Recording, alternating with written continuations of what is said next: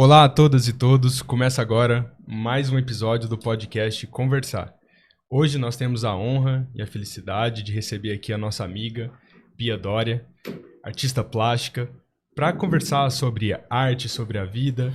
Bia, gostaria muito de agradecer a sua presença, agradecer por ter aceitado o nosso convite. Obrigado por você estar aqui. Artista plástica e ex-primeira-dama do estado de São Paulo. Ex-primeira-dama do estado de São Paulo, também da cidade de São Paulo. Também da cidade de São Paulo. Bia. E quiçá, primeira-dama da nação.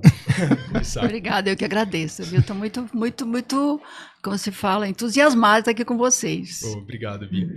Bia, a gente tem muito interesse aqui em saber da vida das pessoas, antes delas se tornarem pessoas públicas. Então, se tivesse como fazer essa reconstrução da sua vida, onde é que você nasceu?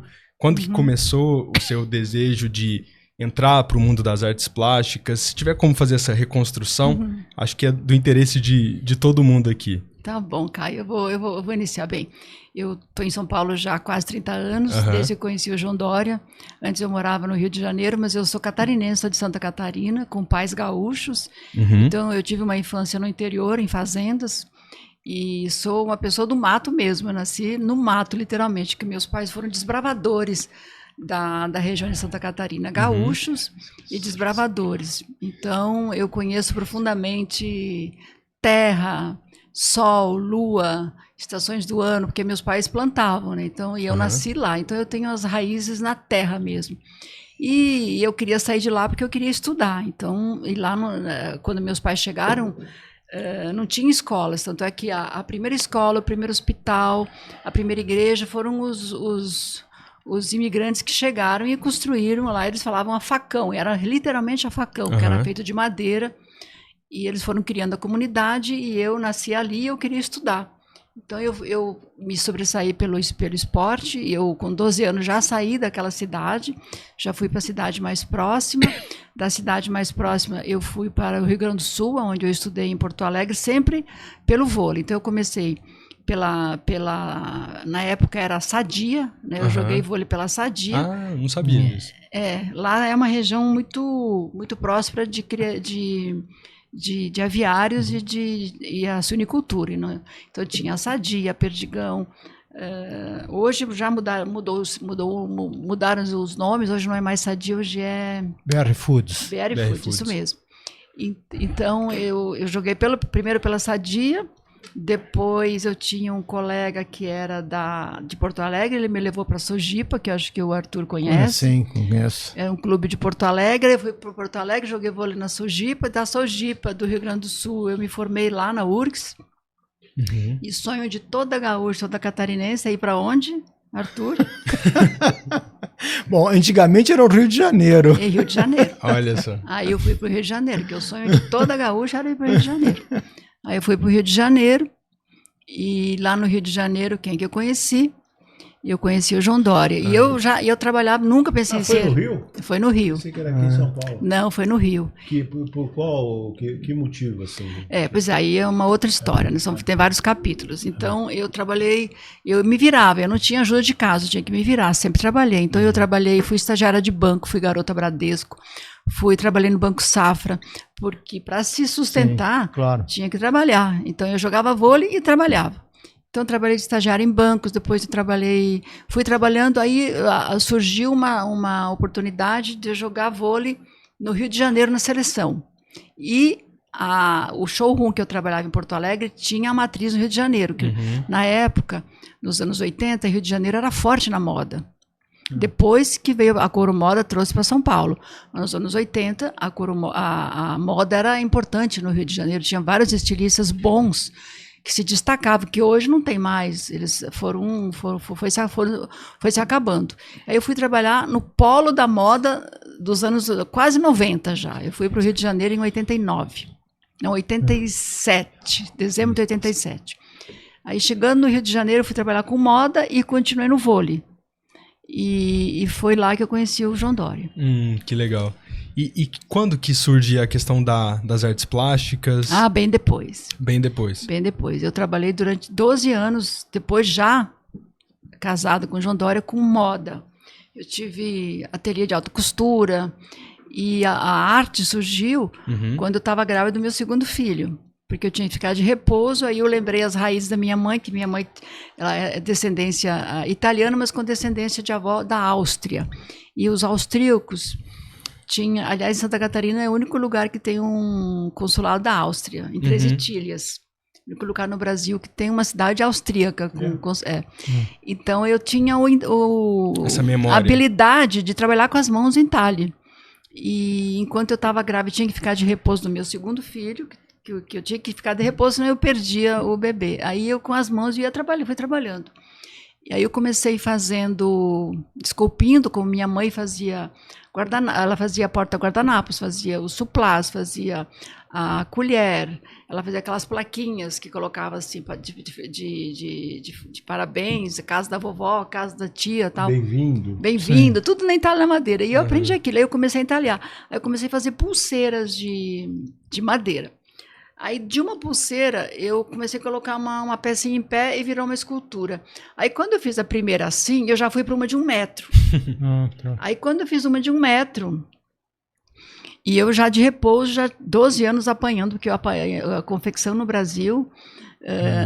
Nessa época, naquela época, quando as fábricas de têxteis estavam todas falindo e vindo os produtos chineses, o algodão só sobrou algodão. Naquela época não tinha mais seda, tudo vinha de fora. Seda, crepe, tecidos para camisa, tudo vinha de fora. Então foi uma crise. E aí eu fui para o lado de esculpir, eu tinha a intenção de fazer joias. Aí quando eu fiz a primeira escultura grande, uma amiga minha, que atualmente não, sempre as relações são muito importantes na vida da gente. E depois que eu casei com o João Dória, eu tive muitas relações, o relacionamento.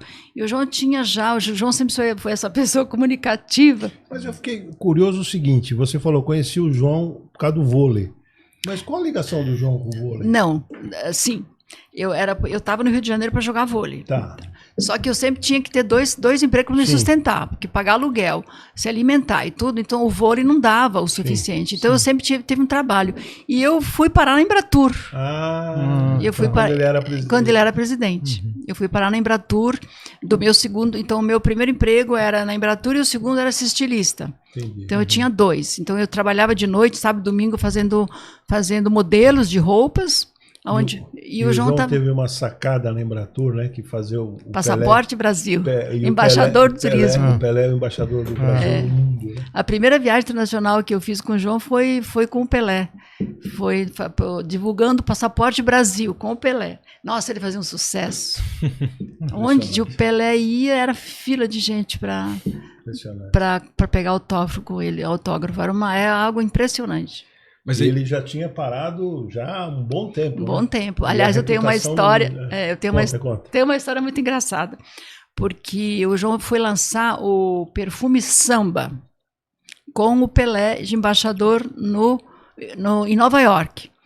E o voo deles eu fui na frente e não deu para ir no mesmo voo, porque o Pelé era super solicitado, aí mudou de agenda, o João ficou esperando o Pelé, eu fui na frente.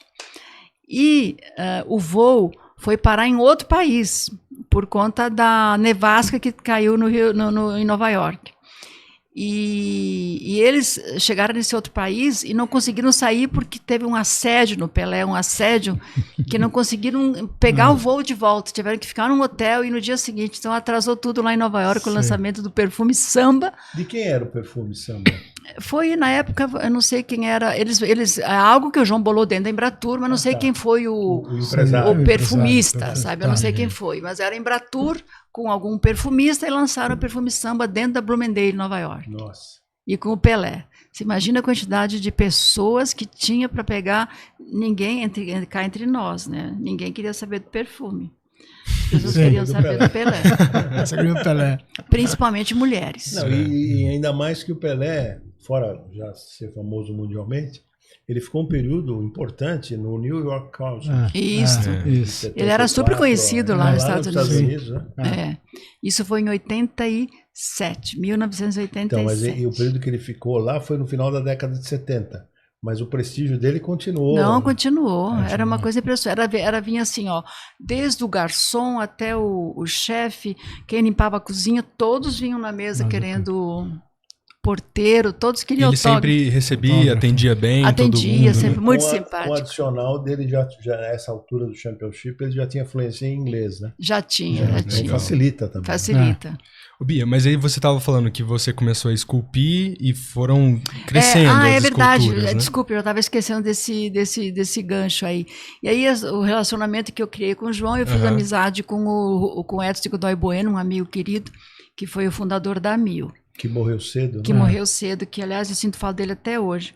E ele tinha a esposa dele, a Solange Medina, que era casada com o Medina do Rio de Janeiro, lá o irmão do Roberto Medina do Rock in Rio. Rock in Rio. Ela vem a São Paulo e vai no meu ateliê e fala assim: nossa, parece um Krasber.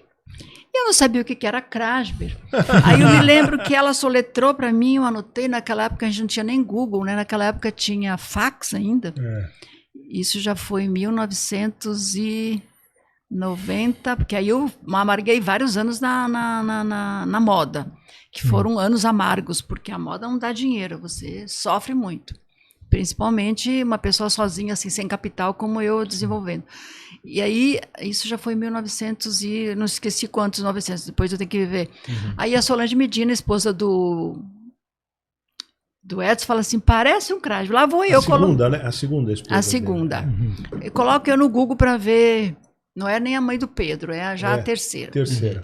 Aí eu coloco lá... A primeira foi sócia dele até o fim. Né? Até hoje foi sócia, a Dulce. A Dulce Bueno foi sócia. Depois ele teve alguns namoros onde surgiu... Médica também, a Dulce médica. A Dulce médica, mãe da Camila, que é a primeira esposa, a primeira filha do Edson, a Camila. Depois veio o Pedro, que é filho de um segundo casamento. E depois a Solange, que não teve filhos com ele. A Solange já tinha filhos. A Solange ficou com ele até o fim, né? Até o fim. Até o fim. Solange Medina ficou com ele até o fim. Eu convidei ele uma vez para dar uma palestra, na Casa do Saber, né? Eu era co-curador. E ele era magnífico. Magnífico. Impressionante. Eu via... Uma inteligência, uma eu energia. via a Mil nascer, porque ele na época, quando eu conheci ele, ele ainda estava em Niterói com aqueles hospitais. Sim, e ele, periferia, né? Ele explodiu quando a Solange Medina trouxe ele para São Paulo para participar do LID. É mesmo? Aí ele foi abrindo espaço, aí ele foi abrindo o laboratório em São Paulo, foi comprando, ele comprou a Link, comprou a Lynx, né? Lynx, que era um plano de saúde. Sim. Aí ele foi expandindo, foi encorpando a Mil. A Mil explodiu. E aí ele pega aquela bolada dos americanos, né? Exatamente, pega aquela bolada dos americanos. E ainda continua sendo CEO dirigente, né? E eu lembro ele lá na Casa do Saber dizendo o seguinte: agora eu vou descansar.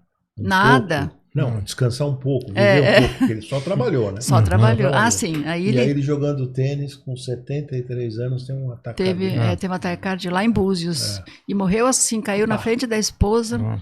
Morreu. Mas enfim, aí a Solange falou que era Krasber. Aí eu fui procurar Krasber. Aí ela soletrou para mim, eu fui descobrir. Aí sabia que era um polonês. Um polonês que fazia esculturas com resíduos. Aí, quando eu vi uma foto da obra dele, eu falei, gente, mas é igual que eu estou fazendo. Igualzinho. Aí eu fui atrás dele. Foi difícil. Mas dizem que ele se influenciou com você, né? Krasber. Tô brincando. Não, mas é que o Krasber não trabalha com pedras nem com bronze. Você, de forma inequívoca, eu estudei você. Você fez a tua obra independentemente depois que você descobre que é parecido. Né? Aí o Franz chega, primeiro quando eu fui visitar ele no Einstein, porque ele não queria me receber de jeito nenhum lá na Bahia. Nova Viçosa. Nova Viçosa. Aí o Cláudio Temerg me liga e fala assim, Bia, aquele senhor que faz esculturas parecidas com as tuas está internado. Aí eu peguei e vou lá visitar ele. Aí ele, na bengala dele, ele levanta da cadeira lá no hospital e fala assim, ô madame, vá para a sua piscina. E bateu com a bengala no chão.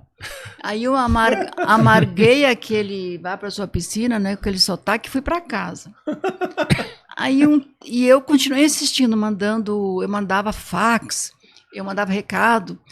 Aí eu conheci uma pessoa lá da Nova Viçosa, que era dona de uma pousada, e eu comecei a perguntar para ela se eu podia ir para lá, se eu podia ver. Não venha sem ele saber, porque ele não recebe ninguém na casa. O velho louco, ele chamava ele de velho louco.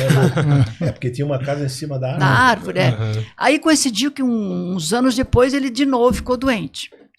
E eu sabia que ele tinha uma briga com José Serra, por conta de um museu que ia abrir aqui em São Paulo. Aí eu peguei a Mônica Serra pela mão, falei, Mônica, vamos lá visitar o Franz, que ele está doente. Entrei no hospital, aí ele olhou para mim com a Mônica e falou, você outra vez? Aí a Mônica Serra falou assim, e ele já estava com raiva do Serra, porque assim, ele tinha já doado aqui para o estado de São Paulo muitas obras de arte, estavam guardadas num galpão e que tinham prometido para ele um museu. Só que tinham prometido para ele num lugar que não podia, que o governador não tinha culpa, o Serra era governador na época, que era dentro do Manequinho, dentro do Ibirapuera. Só que a associação dos moradores ali, dos frequentadores do parque, não queriam o museu ali. E a Mônica foi lá explicar isso para ele. Falou assim, não é culpa nossa, agora o senhor doou as obras, só que ele confiou num galerista. E ele doou todas as obras estavam num galpão aqui em São Paulo. Valiosíssimas. Valiosíssimas.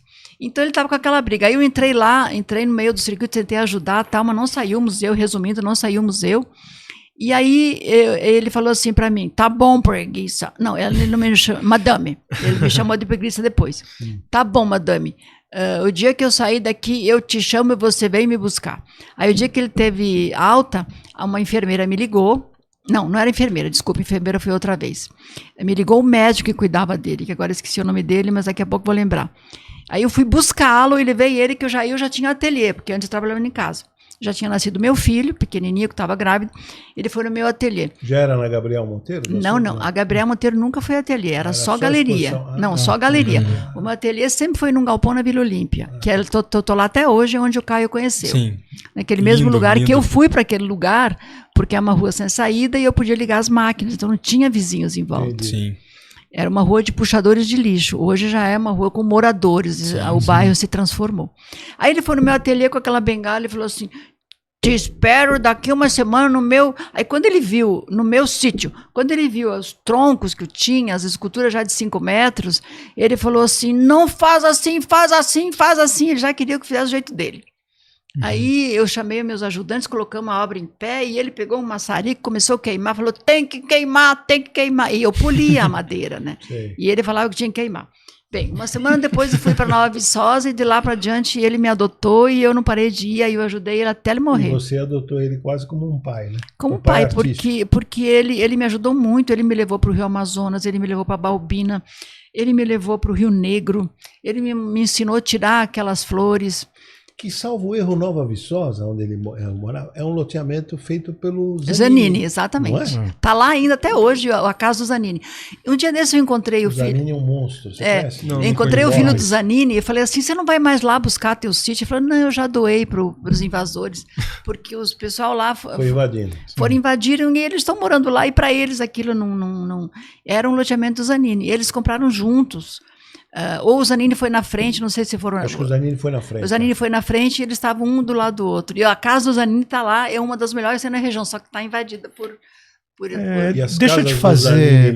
no Rio, né? Perdão, Arthur, no Rio depois. Tem casas maravilhosas, né? Tem casas, e ele faz uns móveis lindos também. Bom, deixa eu te fazer uma pergunta. Esse processo criativo, né? Quer dizer, que a gente às vezes até tem uma dificuldade, quem não é artista, de entender, né? Você começou a fazer, aproveitando uma habilidade que você tinha com madeira, etc., mas aí eram objetos e tal, mas depois virou obra de arte, que era uma coisa completamente distinta. Distinta. Né? Como é que foi essa passagem? Como é que veio, enfim, se criou essa sua habilidade, esse seu interesse em fazer objetos que são obras de arte, né? No início eu fazia objetos, assim, quer dizer, quando eu comecei, mas eu cheguei a fazer acho que 3 ou 4, aí eu percebi que eu não tinha paciência para coisas pequenas. Sim. Aí eu comecei a fazer os grandes. Tá. E aí o que eu fui observando que era natural meu. Então, como eu tinha nascido no meio daquilo, aquilo foi natural. Então, se eu via um tronco jogado na beira da estrada ou uma madeira de fundo de rio, eu automaticamente eu ia olhando o veio e ia vendo uma forma. Então, por exemplo, se eu estou na praia, suponhamos que é mais fácil você conhecer. Porque você deve ter nascido em Porto Alegre, no centro, você não conhece o interior. Não, eu conheço um pouco, porque algumas cidades eu visitava e tal. Mas no meu caso, eu via, por exemplo, eu via, por exemplo, destocamento agrícola. Tá. Porque os antigos cortavam as árvores e iam capinando com a enxada para plantar. Tá, sim. Depois vieram as máquinas. Para entrar com máquina, tem que arrancar as raízes para poder entrar Sim, com as claro. máquinas. E aí faz aquele monte de raiz, e a raiz é rádica, é a madeira mais preciosa que tem, que é usada para fazer violinos, Tá. pianos, a rádica que ela tem. Porque se você pega um tronco, ele tem os veios Assim, os retos. veios, tá. Agora você pega uma raiz, ela tem os veios todos entrelaçados. Então é uma madeira muito dura, que cupim não entra, que ela tem uns veios bonitos, que é uma rádica, que fala rádica, que é a mais preciosa das madeiras. Então eu via os agricultores arrancando aquelas raízes, então eu já tinha uma familiaridade. Então eu olhava uma raiz, eu via uma pessoa, eu via... Só que no começo eu ficava vendo pessoas, e ia tirando o excesso, e ia deixando, eu via assim a cabeça, via as pernas. Sabe, se você olhar para uma galhada, às vezes você vê um corpo, e é esse meu olhar. Se eu olho, por exemplo, aqui na mesa... Aqui, ó, tem os veios da madeira, né? Tá vendo isso aqui, se você ficar olhando, você consegue ver um rosto, você consegue ver uma... E foi assim com a madeira, com as pedras. Então, eu vou sempre olhando o resíduo, e conforme o que o resíduo destruído me dá, eu monto a obra. Interessante. Deixa eu fazer uma pergunta de economista agora. Vamos lá. Aí eu vou apanhar, porque de economia... Não, primeiro que a arte contemporânea ela é uma mistura de influências, de meios e etc. E eu me lembro... exatamente. Né?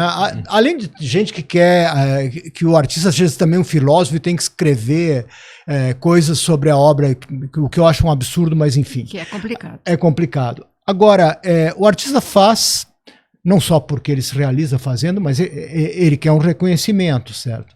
E o mercado é a forma de reconhecimento de alguma maneira, né?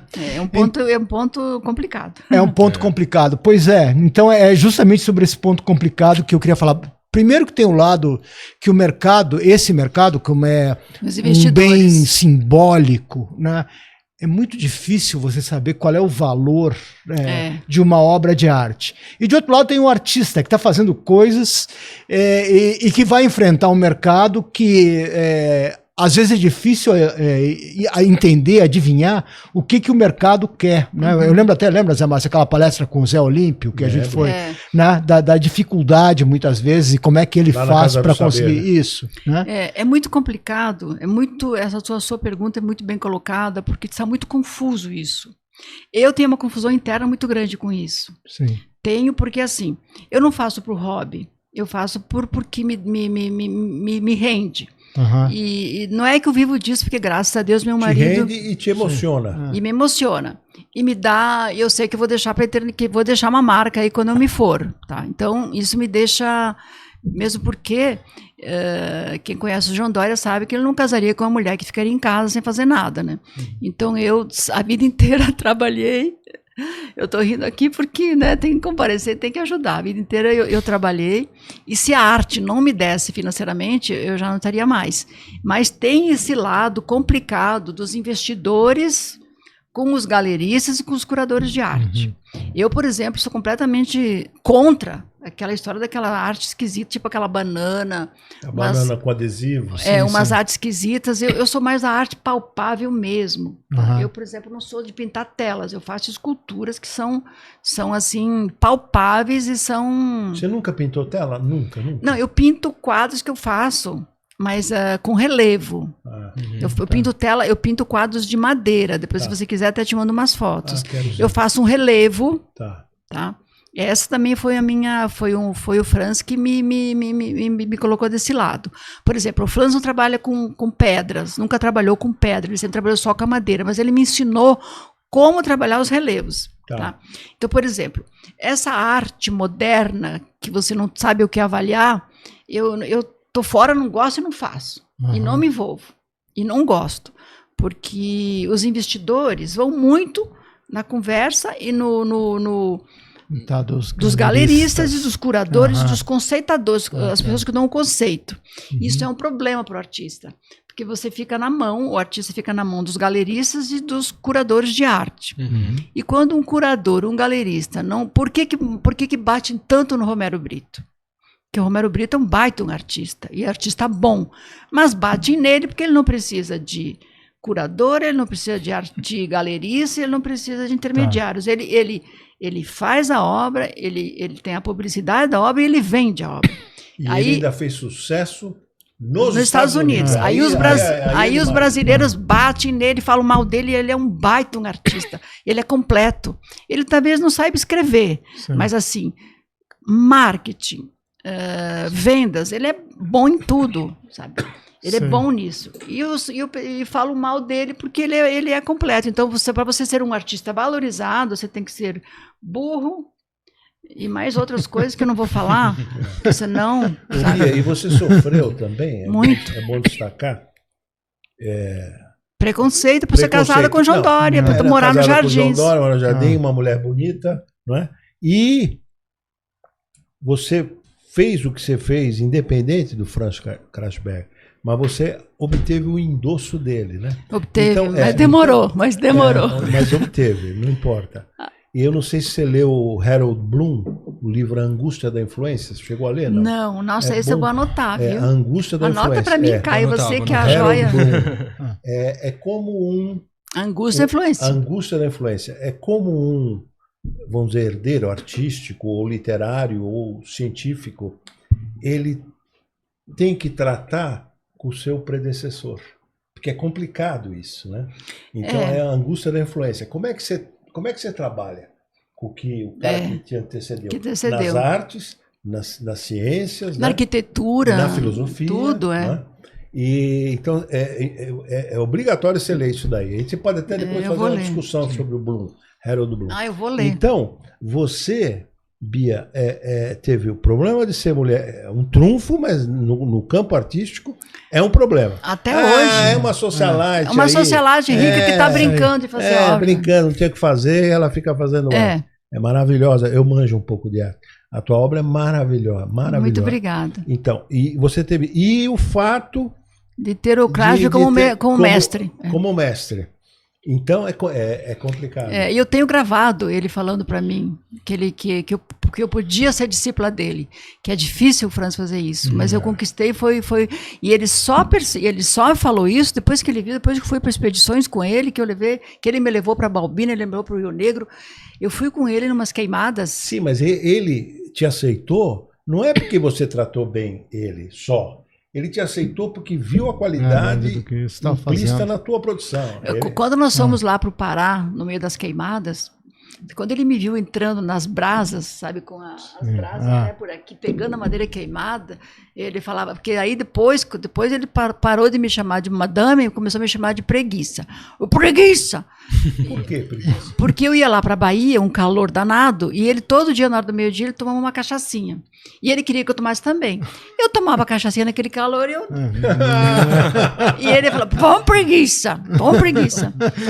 Mas só para fazer um parênteses que você entender. Quando eu ia lá, lá em Nova Viçosa, que ele morava em cima da árvore, eu fiquei lá com ele, eu dormia numa pousada e ia para lá, porque eu morria de medo, porque tinha cobras lá, e muitas. E tinha uma cobra que morava em cima do teto. Assim, ele falava assim, a Madalena, ele chamava a cobra de Madalena. A Madalena hoje desceu, vai descer, Madalena vai descer. Aí tem um dia desses, ele usava o mar como pano de fundo para fotografar as obras. Então, ele morava assim perto da rodovia, aí tinha que atravessar toda uma floresta tropical que ele plantou para chegar no mar. Então, ele colocava a escultura em cima de um carrinho, os ajudantes, que ele estava já velhinho, eu conheci ele, já tinha 80 anos, ele morreu com 90 e poucos, 96. Então, eu convivi com ele 16 anos. Então, ele tinha uns problemas assim, furados, eu que contratei a enfermeira para cuidar da pele dele, porque tinha que ficar limpando, porque os bichos posavam e era um calor. Então, os ajudantes iam levando aquela escultura até a beira do mar, e eu com ele atrás devagarinho por causa da bengala, ele ia na bengalinha, né? Aí nós estamos aí, nós dois andando, e eu ouço um barulho assim no meio das folhas, assim, uma cobra gigantesca, eu saí gritando, correndo, ele olhou para mim, olhou para a cobra, pegou a bengala e jogou a cobra assim pro meio do mato e falou para a cobra assim, não liga, ela é loira. Que figura, né? Não, e ele, uma vez eu fui reclamar com ele, que ele me dava uns troncos velhos e falava assim, trabalha, preguiça, trabalha. Aí eu falei para ele, Franz, tá cheio de cupim. Ele falou, faz parte da natureza, deixa o bicho viver. E eu tive que trabalhar a peça com os bichos saindo, com os cupins saindo, e fiquei pensando, meu Deus, quando chegar na casa de alguém, esse cupim vai acabar com a casa das pessoas. Ele falou, faz parte da natureza.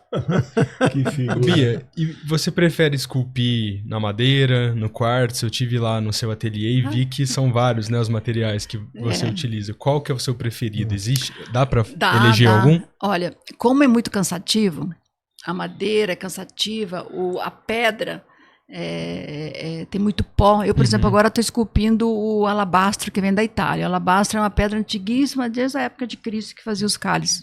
Mas faz um pó. Então, quando eu percebo que eu estou intoxicado do pó, eu vou para outro material. Então, eu vou diversificando para não ficar enjoativo. Então, eu trabalho... então, por exemplo, segundo eu trabalho na madeira, terça... Então, eu tenho vários polos. Mas você gosta mais de trabalhar na madeira ou no alabastro? Atualmente, estou gostando mais do murano. Porque tem cores, né? Então é assim, dá uma alegria, né? Para a mulher. Dá muito trabalho? Dá. Imagina. Dá, né? no sopro, no sopro. Dá muito trabalho, quente, calor. É muito Eu não trabalho. sabia que você está trabalhando no Murano. Tô. É recente, então.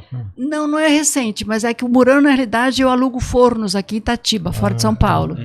Então eu vou, o dono dos fornos me ajuda, a gente faz no sopro, depois eu deixo lá temperando, cozinhando nos fornos, depois ele me traz, ou eu mando buscar. E aí eu monto as esculturas no ateliê. Mas o Murano, porque ele é vidro translúcido, é maravilhoso, né? Então, quando, por exemplo, amanhã eu vou trabalhar no Murano, eu fico numa felicidade, porque o Murano é lindo, né? E ele fica lindo dentro de casa, ele é translúcido. E qual que é a importância da sustentabilidade para a sua arte? Nossa, muito, muito. Aliás, hoje eu te contei, né? Sim. Hoje eu tive uma alegria no coração, porque me chamaram para tentar montar esculturas ou alguma obra de arte com resíduos de eletrônicos. E eu fui conhecer uma empresa que faz a reciclagem lá em São Bernardo do Campo, e eu fiquei encantada de ver que geladeiras usadas, máquinas de lavar, como é que você falou? Economia? Bom, tem a economia do reverso. Da reversa. É uma espécie de logística reversa, né? Que você tem a logística para entregar o produto pronto para o consumidor. Depois que ele usa, você tem que ter a reversa, né? Uma logística reversa para que o material seja reaproveitado. Mas é uma riqueza. E uma parte descartada, né? Eu acho que nada é descartável. Não, alguma coisa... Bom, alguma coisa eu não sei dizer, Zé Dia Márcio. 11 eu vou fazer uma apresentação pela Ambipar. Eu fui ver a empresa deles lá em São Bernardo do Campo. É impressionante, não se perde nada. Desde a caixa que chega embalado, que tem até produtos novos por conta de defeitos. Tudo separado, é uma coisa impressionante. É que tem muito material nobre, Zé Márcio. Aí o cobre, você aproveita o cobre.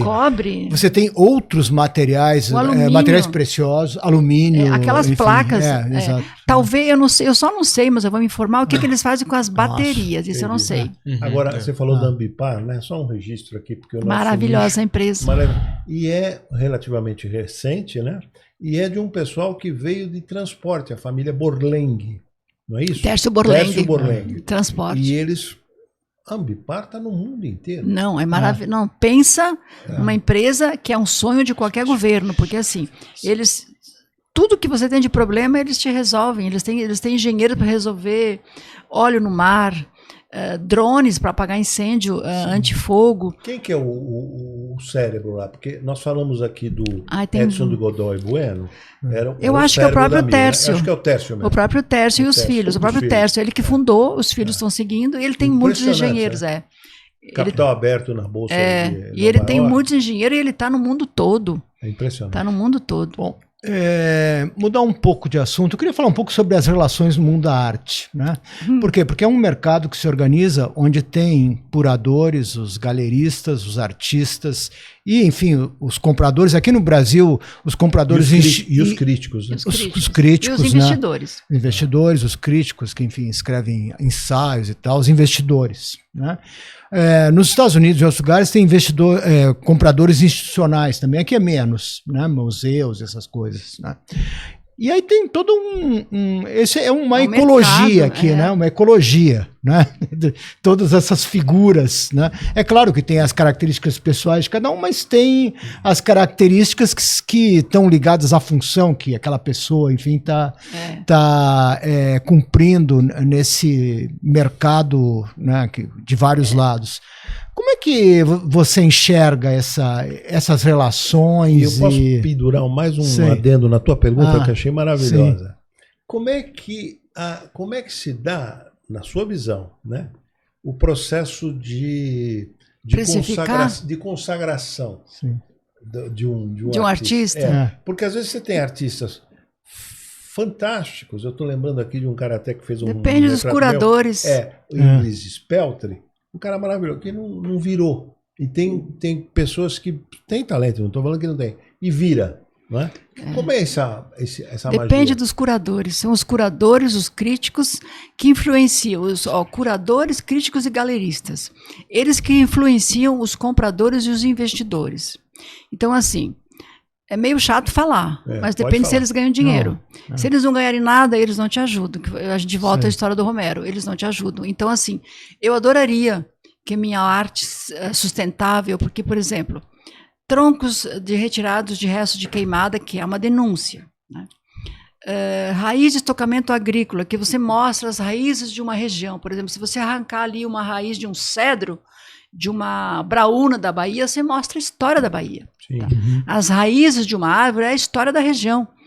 Só que assim, voltando ao assunto do Arthur, a relação, o sucesso que você está falando, a consagração, depende dos críticos e dos galeristas. E nem sempre o olhar deles é para a sustentabilidade. Aliás, quase nunca. Você vê, o Vic Muniz fez um baita de um sucesso com o lixo extraordinário. Não que eu esteja falando mal do Vic Muniz, mas o que aconteceu depois com o lixo? Continuou sendo lixo, nos lixões, porque ele fez um documentário sobre o lixo extraordinário, mas o lixo continuou no lixo. Agora, não que eu esteja falando mal do Vic, eu vou falar mais uma vez, mas você fazer uma obra de arte com a reciclagem do lixo, aí sim é a economia girando, a economia criativa, porque você tanto ajuda a pessoa que está ali reciclando, quanto, sabe? Só que infelizmente os curadores, você vê, eu fiz uma exposição agora lá no Museu Fama, lá em Itu, só de arte. Alguém de vocês foram? Não. Só de arte, do Marcos Amaro, né? Do Marcos Amaro, só com esculturas feitas com resíduos retirados de queimadas ilegais. Pergunto se teve alguma notinha, alguma coisa a favor. Nada, todo mundo quieto. Teve uma outra pessoa que me elogiou, falou assim, meu Deus, o que é isso, tal. Mas pessoa com outro olhar. Agora, os críticos, nada, os galeristas, nada. Por quê? Porque não é vendável, não dá lucro para eles. Então, eles estão quietos. Então, ainda tem essa mágoa, né, dessas três categorias não valorizarem a arte sustentável, que deveria ter esse ciclo de... E aí entra também o fato de você ser a Bia Dória, entendeu? Ah, claro, com certeza. Eu acho que prepondera até mais isso do que... Então eu faço sucesso no exterior, onde as pessoas não sabem a minha procedência, onde eu moro, com quem eu sou casada. Aí faz sucesso e tem muita procura, graças a Deus. Agora, se eu dependesse... Eu vi um depoimento, exatamente, do Joey Berardo, elogiando, que é um grande ele tem um museu, português. Ele tem um museu com minhas obras. É impressionante. Ele tem mais de 300 obras minhas. E o elogio que ele faz a você é um negócio que até emociona. Não, e agora, você não sabe o que ele me encomendou. Ele queria que eu fizesse mais de 50 esculturas com um mármore português lá de Estremoz. Tem uma pedreira em Estremoz que tem um mármore maravilhoso lá. Só que ele quer que eu vá lá morar perto da pedreira para trabalhar. Eu falei, se eu fizer isso, quando eu voltar não tenho mais casa, porque meu marido já colocou dentro de casa. Porque isso demora, imagina, fazer mais de 50 obras, demora anos, porque o mármore é muito duro. Mas ele não dá para mandar o mármore de Estremoz para cá? Dá. Pois é, mas aí pensa na logística. Aí tem toda a logística de vir, trabalhar e depois voltar, porque assim... É impressionante a coleção do Joey Berardo. Não, é uma coisa assim, é o maior colecionador do mundo. Ele é o maior colecionador de Budas fora da Ásia. Ele é o maior colecionador de guerreiros de Xi'an fora da China, porque ele importou os guerreiros de Xi'an antes de ser proibido pela China. Ele tem um batalhão de guerreiros de Xi'an, quando os guerreiros de Xi'an não eram nem valorizados. Impressionante. Ele é maravilhoso, mas eu quero tocar em outro ponto que, Arthur, talvez você como economista saiba. Outro ponto aqui no Brasil é que o imposto sobre a arte é muito alto. E aí nós não temos acervo. Por exemplo, o Joy. O Joy quis doar para o Brasil uma coleção de chiparros, que é uma obra maravilhosa. São obras... Alguém sabe o que é chiparro? Explica para o internauta. É uma obra já bem antiga, que geralmente ela é feita de pedras, de pedras, ou de vidro, ou de vários materiais nobres, que são geralmente são bailarinas, são figuras assim bem delicadas. Odaliscas. São peças pequenas, só com o chiparro você vai ver que são... E ele tem uma coleção gigantesca que ele queria doar, fazer um museu aqui. Só que assim, você imagina se você paga 40% para importar isso. Sim. Então não dá nem para fazer doação. Então quando a Marta Suplicy era ministra foi turismo. Não, ela era ministra do Lula, ministra da Cultura. Eu cheguei para Marta e falei, Marta, nós temos que, eu não digo zerar, porque era da Dilma, eu acho, da Dilma Rousseff. Falei, zerar não dá, porque senão depois tem gente que pega ganchos e importa outras coisas falando que é arte, importa um carro, fala Sim. que é arte e tal. Falei, mas abaixe para nós termos acervo cultural, porque nós temos grandes artistas. Eu vou voltar a falar o Vicky Muniz, a Adriana Varejão, não tenho certeza, mas o Vicky Muniz e vários outros artistas.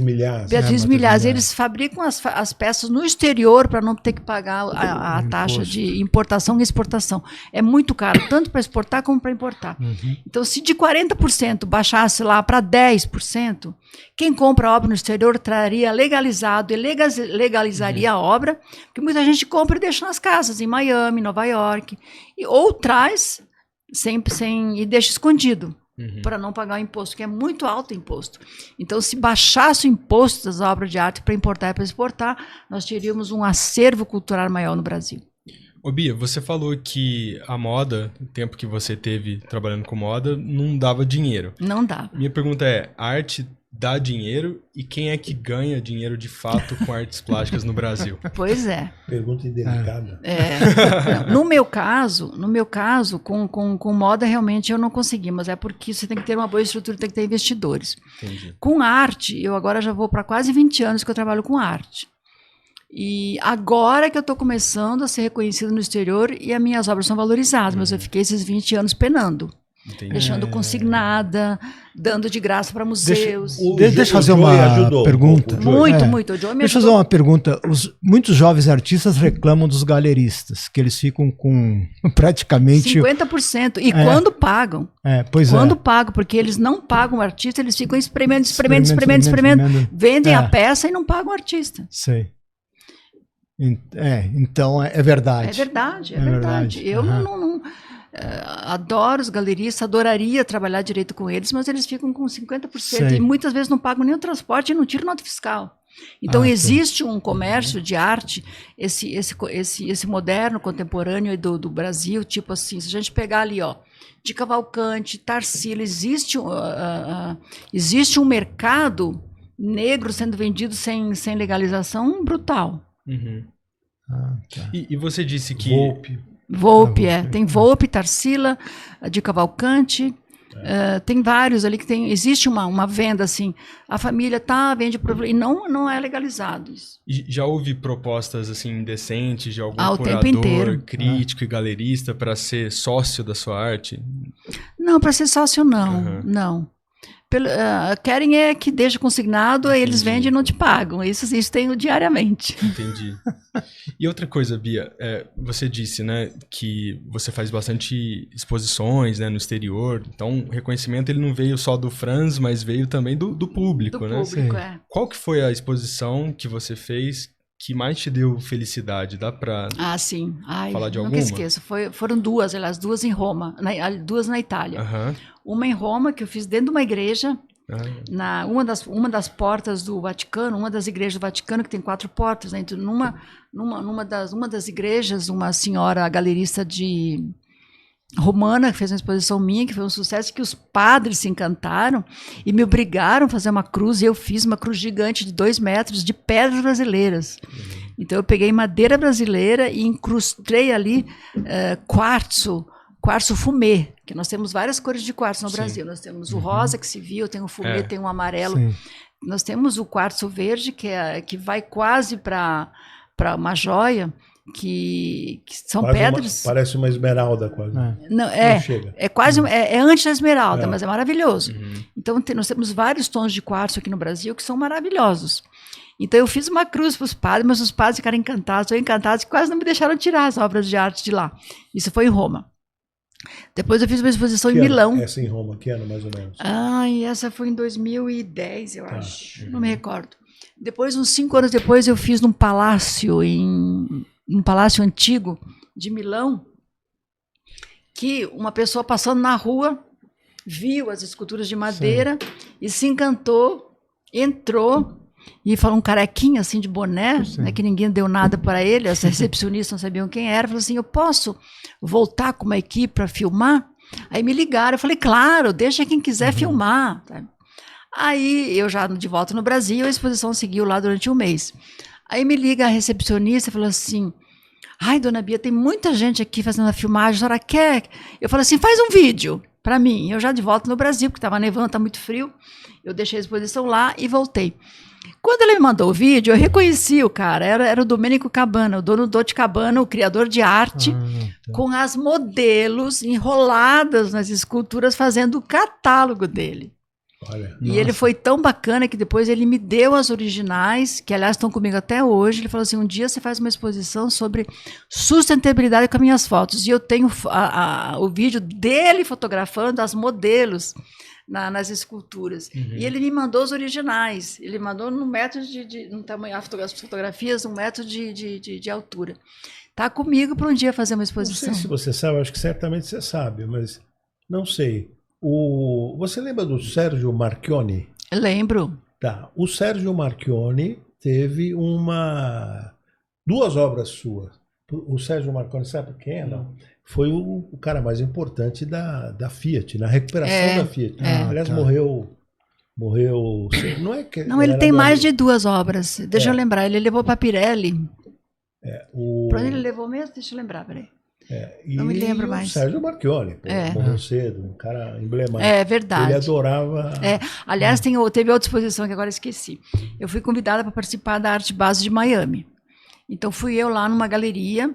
Eu estava com uma escultura lá, numa galeria de Miami. E o dono da galeria, que essa galeria é boa, essa respeita artista. De noite faz um jantar lá num restaurante famoso de Miami. Nessa noite, esse galerista entregou a chave convidou o prefeito e entregou a chave da cidade pro dono, pro mecenas que tinha emprestado a coleção de arte para fazer a exposição. E de noite tá todo mundo no jantar, né? Então bebida vai, bebida vem. Tava ali o Jorge Pérez, dono daquele museu lá de Miami, e um senhor, assim, que falava português engraçado, me colocaram do lado desse senhor.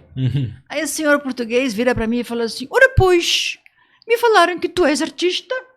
Eu falei, sou sim, senhor. Aí meu coração tá cheio, não quero mais conhecer ninguém. E passou a noite inteira virado pro lado do Jorge Pérez e não falou mais comigo. Aí eu falei, mas por que me colocaram do lado desse senhor tão antipático? E aí, volta de meia, ele pegava assim, colocava comida no meu prato e começando com o Jorge Pérez. E eu fiquei de escanteio falando com as outras pessoas. 15 dias depois eu volto para o Brasil, já era início de janeiro, me liga uma pessoa que mora aqui em São Paulo assim, olha, o fulano que te conheceu lá na Arte Basel veio para o Brasil para te conhecer. O João Everardo. Aí que ele foi no meu ateliê, que ele começou a comprar minhas obras, você vê. Lá na feira ele falou para mim, meu coração tá cheio, porque ele era o maior conhecedor do mundo, ele não queria mais saber de artista enchendo o saco dele. Porque artista, quando conhece uma mecena de arte, fica atrás, né? Fica enchendo o saco. Fica enchendo o saco. E eu meio que fiquei de lado, e falei, ai, que decepção, porque que me colocaram do lado que não quer falar com ninguém? O coitado do Joey entrou naquele escândalo, né? Que ele não teve... porque ele estava do lado do governo, né? Aí davam dinheiro para ele comprar ações de 2 empresas lá, né? E aí ele saiu numa boa, né? Em nome dele só tinha uma garagem. Exatamente. Foi tão engraçado porque ele passou uma noite na cadeia por conta disso. No dia seguinte, quando ele saiu, eu ligo para ele e falo, olha, minhas condolências, estou muito triste. Ora, menina Bia, não ligue não, eu estou tão triste. Uma noite naquela cadeia arrumou minha coluna. Que acho que ele dormiu numa cama dura e dormiu minha coluna. Figura de olho. E olha, essa foi uma melhor surpresa, porque você vê, ele não falou comigo a noite inteira. Eu acho que ele viu minha obra, ele ficou impressionado, mas ele fingiu que não gostou para não demonstrar para os outros. E o Joey é igual o Franz Kreisberg. O Joey ainda vai viver muito, viu? Porque ele já está lá com os... Né? Ele tem 80, ele completou ano passado. Ele vai completar 81 esse ano. Ele vai longe. Ele vai, e ele é maravilhoso. Deixa eu te fazer uma pergunta também sobre... Como é que você pensa a sua carreira artística? Porque, tudo bem, as coisas foram meio que acontecendo, né? Foram meio que Mas você imagina o que vai ser a sua produção artística daqui a 5, 10 anos? Você tem uma preocupação com a tendência que você vai seguir, o tipo de inspiração, enfim. Bom, claro, os materiais e tal, isso sem dúvida é importante, mas tem um contexto que é mais amplo. Como é que isso passa pela sua cabeça, esse tipo de questão? De questão? Bem, primeiro eu não vou sair da matéria-prima ser sustentável. Por exemplo, eu jamais vou derrubar uma árvore, eu vou comprar uma madeira de lei para fazer arte. E realmente, porque eu não estudei arte. Então, eu não sou formada em nada de arte. Eu sou formada em educação física, porque eu era jogadora de vôlei. Eu é difícil para mim até precificar a arte, que eu não sou economista. Ainda sorte sua. Então, eu não sou economista, então é difícil precificar. Às vezes, se eu pudesse, eu dava de graça, mas eu fico pensando, meu Deus, mas foram 6 meses para aquela madeira chegar e custou o transporte. Ô Bia, você promete para nós aqui que depois você vai vender uma obra, pelo menos, se for para mim ainda melhor ainda, com um baita de um desconto. Tá registrado aqui na... Ele está aproveitando que você não é economista para se aproveitar mesmo. Você ganha uma de presente. Agora, mas só terminando. Então, assim, eu não tenho ambições, porque eu sei que daqui, quando eu não estiver mais aqui, minha obra vai ser valorizada, porque a minha obra é sustentável, é feita com resíduos de tudo que é jogado fora. Então, ela não pode não ser tão valorizada agora, mas ela será no futuro, porque o mundo segue para a sustentabilidade. É só ver as mudanças climáticas. Não entra nessa cadeia produtiva quem... Eu vou te dar uma sugestão. Aceito. Do coração, da zona miasmática entre o fígado e a alma, que é o seguinte: você devia, sem prejuízo de continuar com as grandes esculturas, fazer pequenas. Não só fazer pequena, mas você devia investir com a tua criatividade, teu talento, tudo bem, com relevo, que você trabalha em quadros. Eu tô para fazer aula de pintura já tem um tempão e vou adiando. Quadros. Eu tenho que fazer aulas de pintura. Entendeu? Ou até mesmo que for uma técnica de colagem como da Beatriz, não é? Eu acho que você vai explodir. Pode ser. Eu tô para fazer umas aulas, já tenho até eu gosto muito de um pintor aqui em São Paulo, que eu quero que ele me dê mais aulas de mistura de tintas, porque, por exemplo, eu pinto hoje ela vermelha, amarela, todas as cores, mas a mistura de tinta eu tenho que fazer mais aulas, porque eu não estudei arte, então eu tenho que fazer mais... Um dia eu pinto também de forma amadorística, né? E você estava na palestra que eu convidei o Paulo Pasta lá para a Casa do Saber. Exato. Né? Foi uma delícia. Né? A Casa do Saber eu acho maravilhosa. Ela ainda existe, a Casa do Saber? Não de forma presencial. É porque eu achava o máximo aquelas palestras. Interessantíssimo. Eu participei uma vez e fiquei encantado. Eu era uma espécie de um co-curador e eu levei o Paulo Pasta. Aliás, levei o Gianotti também. Sim. Mas foi muito legal a do Paulo Pasta, né? O Paulo Pasta foi ótimo.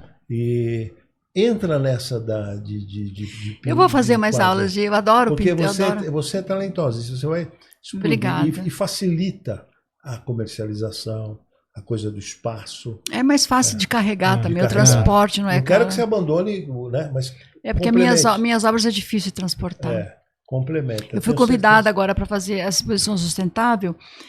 Já é o terceiro ano que o prédio da ONU, lá, os curadores da ONU em Nova York me chamam para fazer a exposição, mas o transporte das minhas obras é assim, primeiro que é difícil, imagina numa cidade que em Nova York você andar com umas caixas de 4 metros de altura, 2x2. Depois a embalagem. Imagino. Então já é o terceiro ano que eu falo não por conta da logística. Ô, Bia, os seus pais são vivos? Não.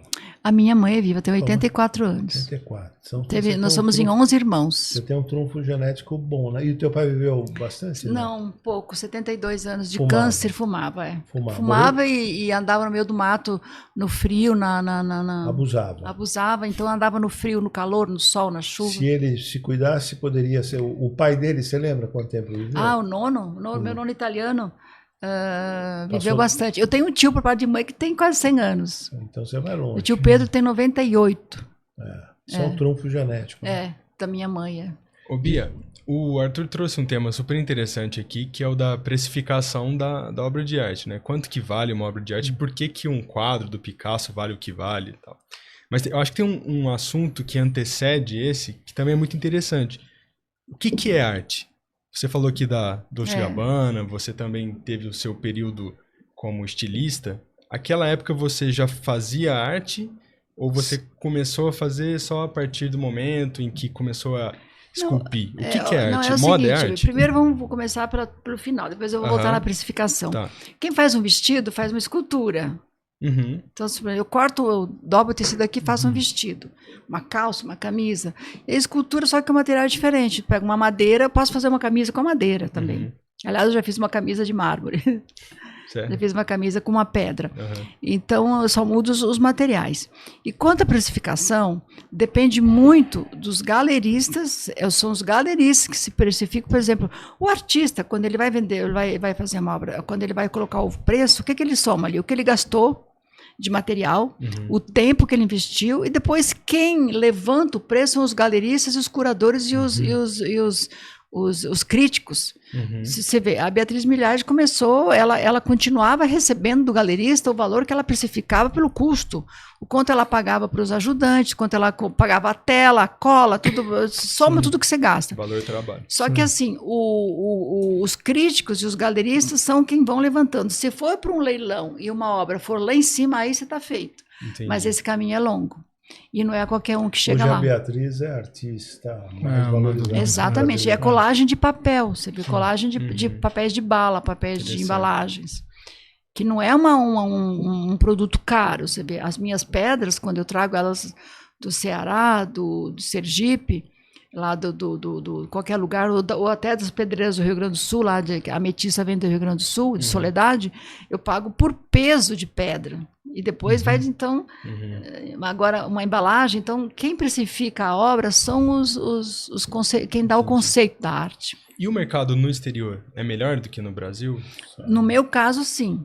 Depende muito. Tem artistas que não, mas no meu caso, porque não conhece, porque eu tenho essa barreira desse preconceito. Que eu sou mulher, sou branca e sou casada com o João Dória e moro no Jardim. Você tem um preconceito. Enorme. Enorme. Quando eu já fui uma vez aqui num lugar muito conhecido, que eu queria muito fazer uma exposição, e o diretor da instituição, que eu não vou falar, ele falou assim, olha, não dá, Bia, não dá. Você, aqui é disso, disso e disso. É o contrário do que eu sou. Ele falou para mim, não dá. Por preconceito. Eu falei, então eu tenho preconceito porque eu sou branca, porque eu sou mulher? Tem. Ele falou para mim, tem. Se você fosse isso, se fosse isso, a gente daria espaço para você. Nós vamos depois abrir uma galeria e vamos convidar a de sócio. Nós vamos fazer isso. Com certeza. Vamos fazer um estrago. Com certeza. Eu, por exemplo, eu não posso participar da feira de arte aqui da SP Arte. Da SP Arte. Não posso. Eu já pedi para a Fernanda Feitosa várias vezes. Ela fala assim, você tem que entrar para uma galeria. E os galeristas não querem. Nós vamos abrir, Arthur. Você sabe, o Arthur sabe que eu manjo um pouquinho disso. Manja ou não, Arthur? Não, manja. É que, enfim, como você é muito organizado, eu prefiro não comentar. Mas a logística das minhas obras é difícil também. Eu sou compreensível, eu sei que é. Ninguém tem a coragem que eu tenho de às 8 horas da manhã estar lá com uma pedra em cima de um carrinho empurrando para o sol. Agora é o seguinte, de qualquer maneira, galeristas, críticos, etc., curadores, eles trabalham com algo que é um imaginário, né? Porque qual é esse valor, né? Imaginário e eles criam. E eles criam, enredo, exatamente. Um descritivo, exato, né? Os artistas não tentam influenciar. A gente tenta, mas a gente é barrado. Ah, é? A gente é barrado, a gente tenta. Depois que você tá famoso, aí sim. Mas antes, nossa, se você ligar para uma galeria e perguntar, você vendeu minha obra? Eles falam assim, para de me encher o saco e não me ligue mais. Você deixa a obra lá consignada, passa 1 ano, passa 2, você quer saber, escuta, vendeu? Eu queria saber. Ou seja, eles têm um poder tão grande que eles tratam os artistas da maneira que eles querem. Exatamente. Aí depois que o galerista, aí depois que o artista está conhecido, está valorizado, aí eles querem. Aí eles tratam bem. Tá. Mas antes, aí a obra é aquilo que eles determinam.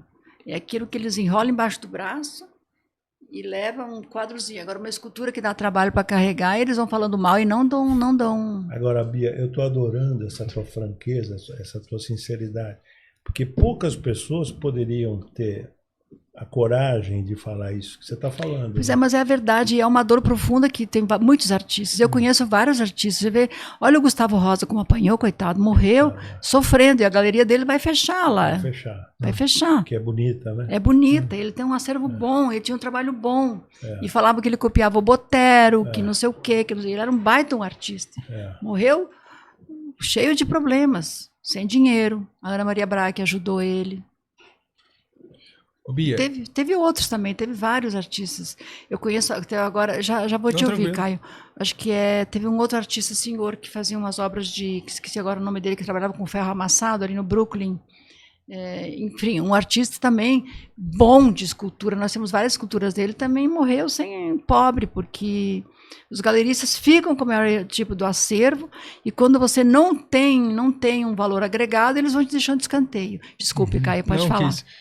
Uma curiosidade, você já produziu alguma obra de arte que você gostou tanto dela que mas eu tenho várias. Você não colocou no mercado, não quis vender? Você viu que eu estou construindo mais, estou fechando mais um espaço lá, é para guardar os acervos. Aquelas lá...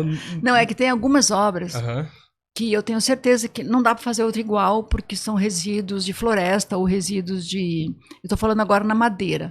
E daquele quartzo rosa também, tem umas peças, eu tenho um segundo andar só de acervo, que eu não vendo de jeito nenhum. Legal. Porque tem história de onde eu tirei, porque eu sei tudo onde eu tirei. Eu tenho esculturas que eu apaguei o fogo dos troncos. Eu tenho um vídeo de eu apagando fogo, que estava pegando fogo quando o Krasber me levou para as queimadas. Então, e tem um vídeo de eu apagando fogo com um galo de árvore. Você tem isso tudo filmado? Tenho. A parte com o Krasber? Tenho guardado. Isso é uma maravilha, hein? Eu quase não uso, porque senão as pessoas ainda vão falar, tá usando o coitado que faleceu. Então eu não uso. E livro? Vamos fazer um livro. Eu tenho 3, já estou indo para o quarto. Fazer o quarto, então. Estou indo para o quarto. Está quase pronto, é que dá um trabalho fazer livro. Dá trabalho, custa também. Custa. Mas o pior de tudo, além do custo, é você montar, porque depende muito do artista. Que se você colocar na mão, principalmente a minha arte, que é assim, o excesso de informação fica poluído uma página, porque eu não uso linhas retas, eu uso linhas tortas e sinuosas conforme a natureza. Então, se você colocar excesso de imagem, fica muito. Então, tem que ser tudo assim, milimetricamente feito como é que se fala quando você monta um livro? Diagramação. Diagramação, é trabalhoso. E a gente falou... Mateuzinho, quanto tempo temos? 5? Sim. Dá 7 para nós, né? A gente fala mais isso. Além do Franz, quem são as outras referências que você tem? Hoje eu procuro, depois eu apanhei tanto com o Franz, que eu procuro não ter mais referência, porque você vê, todos os artistas foram discípulos de alguém, mas eu não posso, me bate muito. Entendi. A primeira curadora que eu procurei queria que eu trocasse de nome, pra você ter uma ideia. A primeira curadora que eu procurei em 2001... Ela queria sugerir Bia Krasberg. Não. Na época eu nem estava com o Krasber ainda. Ela falou, você tem que tirar o Bia. Eu sou Beatriz, né? Sim. Bia é meu apelido de infância. Eu sou Beatriz. Mas ela não queria que eu colocasse a Dória. Ela falou, esse nome não dá. Ela queria que eu trocasse de nome. Eu falei, então põe Beatriz. Pronto, só Beatriz. Ela já faleceu até, mas era uma boa curadora. Ela queria até que eu trocasse de nome. Depois do Krasberg, eu nem vou a feiras para não ter influência. Entendi. Porque se você vai à feira, você vê tanta coisa junto que o artista tem... Quem gosta de fazer as coisas como eu, a pintura, por exemplo, vão falar que eu copiei alguém. Então eu já nem vou a feiras para não ter influência. Não vou a museus. Vou a museus assim... Mas eu não gosto de ir muito a museu. Eu vou te contar por que eu não gosto de ir a museus. Não gosto, detesto e não vou. Museus de arte, assim. Não vou porque senão a gente volta para o passado. E eu quero ter uma obra do futuro. Uma obra reciclável. Você vai no passado, você vai voltar para aquela pintura clássica, vai voltar para as esculturas de bronze, vai voltar para, sabe, eu quero olhar para o futuro, então eu adoro ir em feira de tecnologia, porque você vê máquina, você vê máquina poder, porque eu sou mulher, é muito difícil levantar peso. Então, por exemplo, uma máquina que pudesse me ajudar a subir uma escultura pequena e que cabesse num carro, seria ideal para mim. Porque senão eu tenho que chamar, por exemplo, hoje eu chamo guincho, empilhadeira, mas a empilhadeira não vai na rua. Então, quando eu vou montar, eu tenho problema de... Hoje à noite eu vou pintar. Eu pinto amadoristicamente. Manda foto, quero ver. E eu vou pintar em homenagem a essa mesa aqui. Mas eu vou presentear ela. Mas olha, uma pintura... Eu acho que você vai gostar. Mas, por exemplo, se você fizer uma pintura bem dramática de uma queimada, fica linda. Com preto, com carvão, fica lindo. E o Arthur, você ainda tem uma pergunta que eu senti. Tá bom, já que você quer que eu faça uma pergunta. Ainda de novo, vou voltar aqui para o mercado para um tipo de agente que nós não falamos, eu não sei como é que você se relaciona com eles. Os críticos, como é que é? Porque os galeristas são comerciantes, tá? Tudo bem, eles são um comerciante tipo especial, mas é um comerciante, né? É um comerciante. E o crítico, quem é? Aí. Eu acho que eu prefiro nem responder. Tá bom, viu, Zé Márcio? Não. Porque assim, os críticos... Você conhece algum crítico que fala de arte sustentável? Não, eu não conheço. Não tem. Não tem, tá. Não tem. Se tem, não fala a verdade. Eu estou procurando. Se vocês conhecerem, se alguém estiver ouvindo, quiser me procurar. É um mecanismo parecido, mutatis mutandis, com a crítica. É parecido com a crítica literária, né? Sim, também, né? também. É parecido. É parecido. O mecanismo é parecido. É parecido. A literatura, então, eu acho até mais difícil que a arte. Que a literatura também, se o cara não explodir com alguma coisa que ele não penetra, né? Não penetra. A literatura é muito, muito, muito... Até pior do que a arte, porque a arte, de uma maneira ou da outra... Aquele menino que explodiu agora, o Itamar, né? Do livro. Torto Arado. Tá, e você lê o livro, você viu que não tem... Eu que conheço como se ara uma terra, não tem nada a ver. Eu li aquele livro e falei, gente, o que tem de... Não, o livro é legal, mas não é tudo isso. Né? Não é. Não é. É um livro bobo. O livro é porque legal, tem tantos livros maravilhosos. E o que, na sua opinião, o que projeta a obra de arte para a eternidade? É a crítica? É o público? Ou é o gênio criativo do artista? Acho que é as três coisas, né? Que projeta para a eternidade? Para a eternidade. O que fica. Porque eu acho... Por que o Picasso ficou na tua avaliação? Pois é. Aí que tá. É muito complicado, é muito difícil de... Só uma bola de cristal para saber, porque depende muito do que o crítico vai ver daqui a algum tempo. Entendi. Como a nova geração de jovens que está vindo, eles são muito ligados à sustentabilidade. Por exemplo, minha filha que estuda em Nova York, minha filha tem 22 anos, está em Nova York fazendo design. Mãe, onde você está? Ela de manhã me liga. Eu falei, eu estou indo lá para São Bernardo numa reciclagem. Ai, que legal, mãe. Esse tema é muito importante. Sabe, eles têm consciência, eles têm a preocupação de reutilizar, do consumo excessivo. Eles têm uma consciência, os jovens que estão vindo têm uma boa consciência. Então pode ser que surja agora um crítico jovem já com uma visão, mas na minha idade, não tem, as pessoas já se acostumaram com um certo padrão e não é difícil você mudar o padrão do Zé Mário, por exemplo, que está acostumado. Zé Márcio, desculpe, que está acostumado a comer muito, não vai ser difícil você tirar, você mudar. Agora pega um jovem como você, não é? É verdade? Sabe por quê? Comer é interessante. Que é bom comer, eu também gosto. É prazer. Eu apanho do meu marido Dá todos prazer, os dias por conta disso. Pelo menos 3 vezes por dia. Exatamente. E você não precisa de ninguém. Exatamente. Eu como escondido em casa, cozinheiro, que meu marido opa. não me deixa comer. Porque eu gosto de comer, adoro comer, eu te entendo. Agora pega um jovem que é vegano, que está nessa nova geração, eles acabam conosco. Bia, para terminar, o teu sobrenome é Dória. Então, para terminar, se Eu, você quiser... eu sou Betani, mas agora sou Dória. Fala uma qualidade inequívoca do João. E se possível, fale um defeito inequívoco dele. Nossa Senhora, agora você me colocou numa saia justa.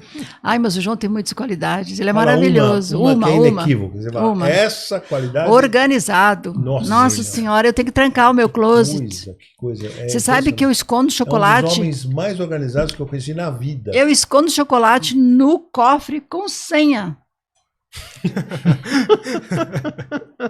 Porque senão, se ele vê um chocolate, ele tira o que ele não quer que eu come, porque ele não gosta de ver pessoas fora do padrão. Então ele tem que ser magro, ele não pode comer. E um defeito? Bom, é qualidade e defeito. Defeito, ele trabalha muito, Nossa Senhora. Ele começa às 6 da manhã e vai até às 2 da manhã. Então, e assim, não tem lazer para ele. O lazer é bom quando ele junta os dois. Não tem lazer. Trabalhar para ele é uma forma de lazer. É uma forma de lazer. Então, por exemplo, agora tem a viagem de carnaval, e foi sempre assim. Eu conheci o João, que o João não tinha casa, hein? Eu conheci o João Dória, ele não tinha casa própria. Eu conheci o João Dória em 1987. Ele era presidente da Embratur, ele tinha o saláriozinho da Embratur, ele não tinha casa própria. Eu vi esse homem construir todo esse império com o trabalho.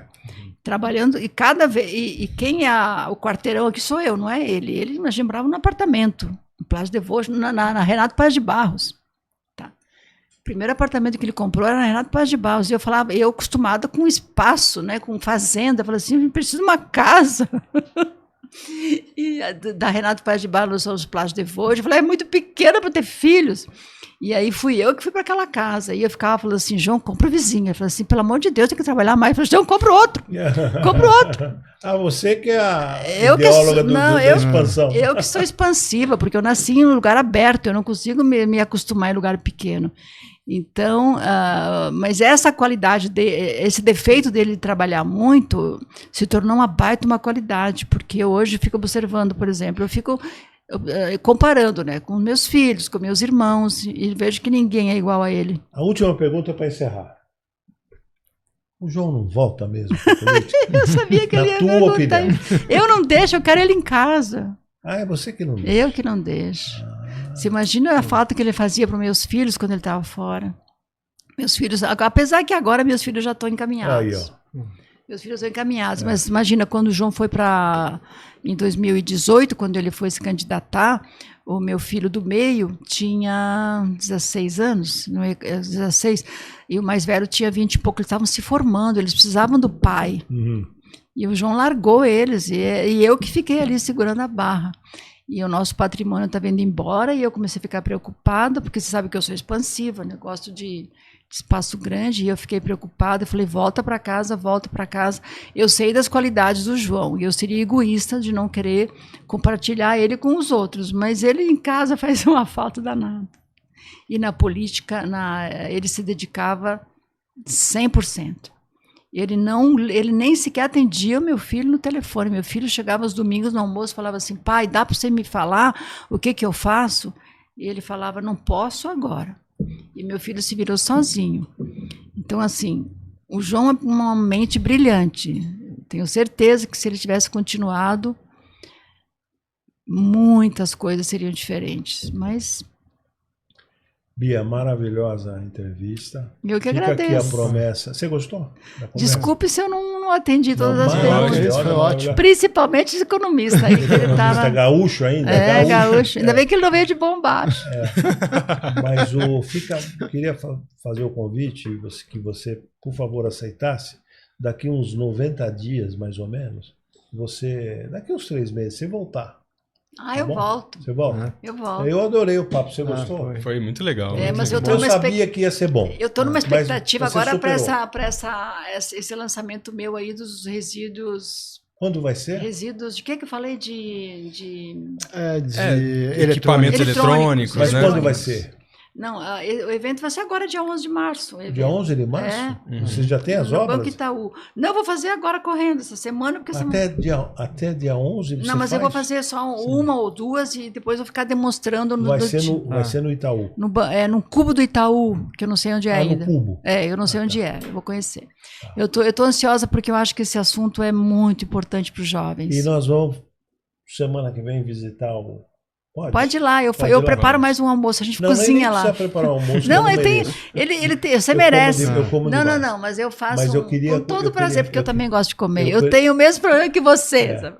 Mas eu queria conhecer aquele dia eu não Vamos. pude mesmo, né? Naquele dia eu Tomar não um pude. sorvete, tem uma sorveteria Tá bom. boa lá do lado. Muito boa. Combinado.